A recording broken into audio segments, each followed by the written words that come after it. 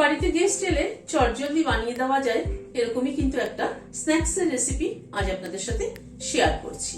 অত্যন্ত সাধারণ উপকরণ দিয়ে চটজলদি বানিয়ে দেওয়া যায় এরকমই একটা রেসিপি, ব্রেড মেদু বড়া। চলুন তাহলে দেখতে থাকি কি করে বানালাম। এখানে 4 পিস ব্রেড নিয়েছি। ব্রেডটাকে ছোট ছোট টুকরো করে ছিঁড়ে নিচ্ছি।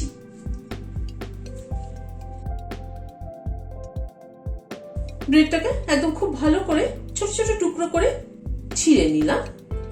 এখানে পেঁয়াজ কুচি দিচ্ছি। একটা পেঁয়াজ ছোট ছোট করে কুচি করে নিয়েছি, সেটা দিয়ে দিলাম। আম আদা কুচি দিচ্ছি 1 চামচ। আম আদা অ্যাভেলেবেল না থাকলে এমনি আদা কুচি দেবেন। 2টো কাঁচা লঙ্কা কুচি করে নিয়েছি। ঝালটা নিজেদের পছন্দ অনুযায়ী দেবেন। খানিকটা কারি পাতা কুচি করে নিয়েছি, 7-8টার মতো কারি পাতা কুচি করে নিয়েছি, সেটা দিয়ে দিলাম। আর এখানে একটা ভাজা মশলার গুঁড়ো দিচ্ছি।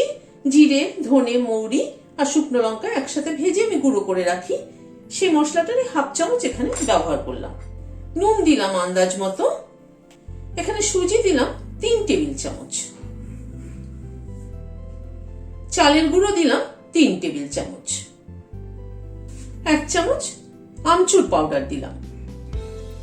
অল্প অল্প করে জল দিয়ে এটাকে একটা ডো তৈরি করে নিচ্ছি। এই স্ন্যাক্সটা কিন্তু খেতে যেমন সুস্বাদু তেমনি কিন্তু চটজলদি হয়ে যায়। বাড়িতে কেউ গেস্ট আসলে চট করে কিন্তু এটা বানিয়ে দেওয়া যায় এবং ঘরে থাকা সমস্ত সাধারণ জিনিস দিয়েই কিন্তু। জলটা অল্প অল্প করে বারে বারে দিয়ে ডোটা তৈরি করতে হবে। অল্প অল্প করে জল দিয়ে ডো তৈরি করে নিলাম। একটা সফট ডো কিন্তু তৈরি হবে। এটাকে 10 মিনিট ঢেকে রেখে দিচ্ছি, কারণ এতে সুজি আছে, সুজি কিন্তু সোক করে ফুলে উঠবে। মিনিট 10 পরে ঢাকনাটা খুলছি। হাতে একটু তেল মাখিয়ে নিলাম। ডোটার থেকে খানিকটা করে তুলে নিচ্ছি।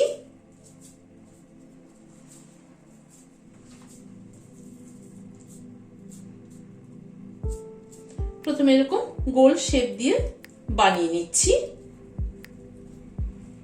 মাঝখানটা এরকম ফুটো করে নিচ্ছি।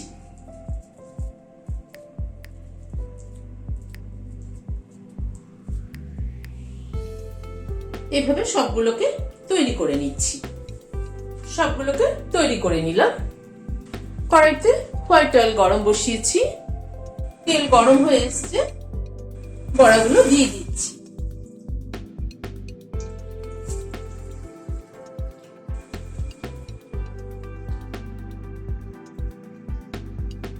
গ্যাসের ফ্লেমটাকে মিডিয়ামে রেখে বড়াগুলোকে ভেজে নিচ্ছি।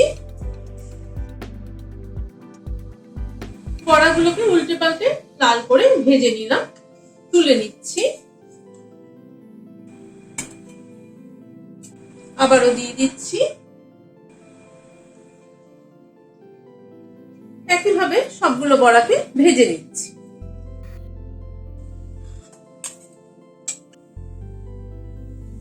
ভিডিওটা যদি ভালো লেগে থাকে তাহলে একটা লাইক এবং সাবস্ক্রাইব করার অনুরোধ রইল।